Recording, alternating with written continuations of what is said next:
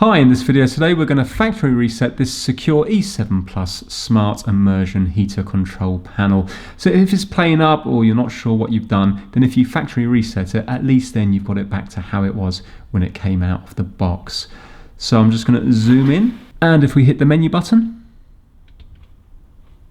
and then we're going to hit the plus button until you get to settings, and you're going to press select.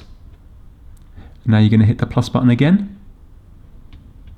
Until you get to factory reset, you're going to press select.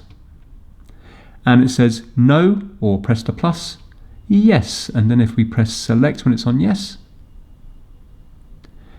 you will see now that it's factory reset. So when we turn it back on, you can see now we're back to how it was when you originally set it up. Hopefully that will solve any problems you're having. Thanks for watching.